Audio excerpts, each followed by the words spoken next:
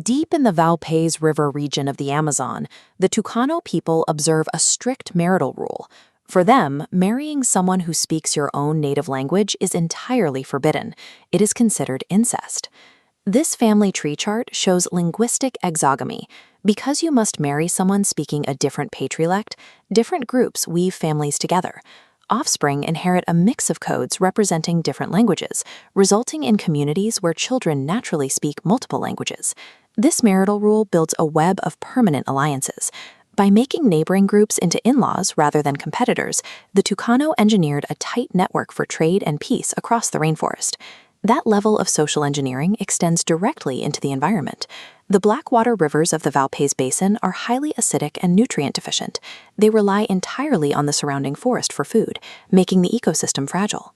To survive here, indigenous groups like the Arapaçao observe rigorous fishing taboos. According to their belief system, fierce guardian spirits watch over specific rivers and streams, strictly prohibiting human access. This map visualizes the geographical footprint of those taboos. Researchers found that these spirit-guarded areas function as strict, non-negotiable ecological quotas. Exactly 62% of the river margins are blocked off from fishing, acting as permanent fish-spawning refuges. These environmental quotas are governed from inside the communal longhouses. During the sacred Yurupari rites, men play traditional flutes and reaffirm the social and ecological laws that keep the human population and the fish harvests in balance.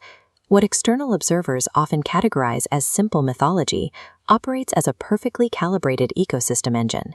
It is a necessary set of instructions for human survival in an unforgiving landscape.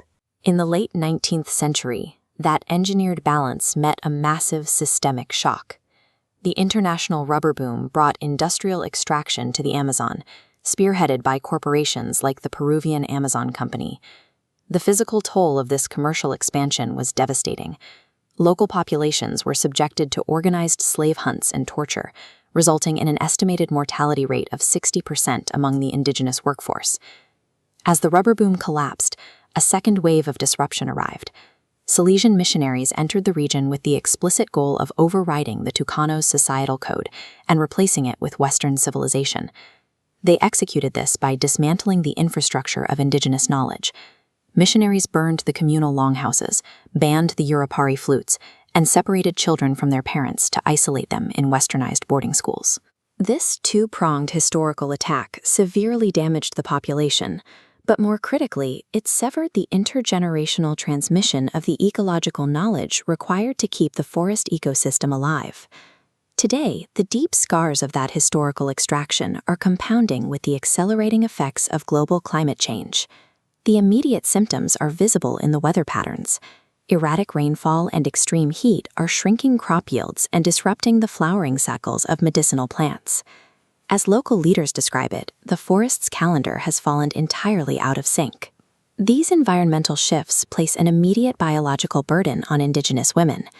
Declining fish stocks and failing harvests lead to chronic malnutrition, while rising temperatures facilitate the rapid advance of diseases like malaria and dengue into the villages. This establishes a clear biological consequence. When the territory gets sick, the physical bodies of the people get sick. The house, the forest, and the human operate as a single, interconnected unit. But the Tucano and their neighbors did not passively collapse. Instead, they began actively adapting their societal operating system to absorb and utilize foreign structures.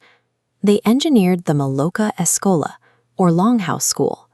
Here, they seamlessly combined traditional thatched architecture with the functional layout of a Western classroom.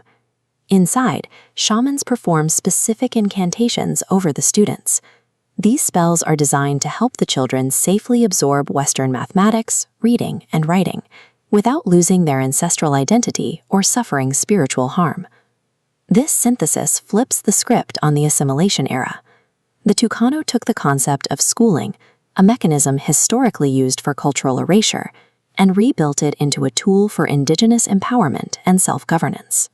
That same adaptability drives the modern climate fight, which is increasingly led by organized networks of indigenous women, like the Union of Indigenous Women of the Brazilian Amazon. They are fighting institutional violence head-on. Their political demands include establishing intercultural health protocols that officially integrate traditional midwives and ancestral care directly into state hospital systems. These localized health initiatives serve as the foundation for a much larger movement.